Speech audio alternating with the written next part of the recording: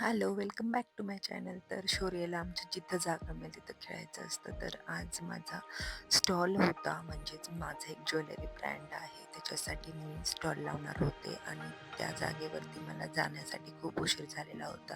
त्याच्यामुळे मी पटकन सेटअप करून घेतलं आणि हा जो तुम्ही ब्रँड बघताय अनंताचा, म्हणजेच माझा, जो मी स्वतः त्याला ग्रो करते सध्या ग्रोइंग स्टेजलाच आहे माझा ब्रँड. पण मला खूप छान वाटतं, कारण की आपण आपल्या पायावरती उभा राहण्यासाठी नेहमी प्रयत्न करायला पाहिजे. तर असा माझा ब्रँड मी उभा केला आहे आणि जे ज्वेलरी आहे ते सगळ्या बऱ्याच अँटी टार्निश आहे. तर इथे तुम्ही ह्या हॉलमध्ये, म्हणजे छोटंसं ग्राउंड होतं पण खूप छान ऑर्गनाईज केलं होतं, लेडीजनीच ऑर्गनाईज केलं होतं आणि काही गेम पण लेडीजनी इथं ठेवले होते. तर खूप छान प्रोग्राम झाला आणि खूप चांगला रिस्पॉन्स पण आला.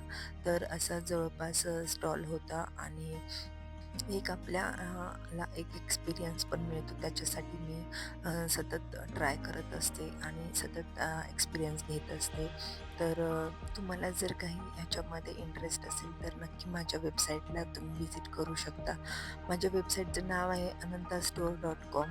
आणि ते प्रोग्राम सुरू झाले होते बघा, तुम्ही लेडीज लोक किती एन्जॉय करतायत आणि बलून फुगवायचा होता आणि एका लेडीजच्या हातातला दुसऱ्या लेडीजच्या हाताने बलून फोडायचा होता. आणि नंतर मग मी पण इथं गेममध्ये पार्टिसिपेट केलं होतं. तळ्यात मळ्यात असा गेम होता. तर त्यांनी नाव ठेवलं होतं सासर माहेर.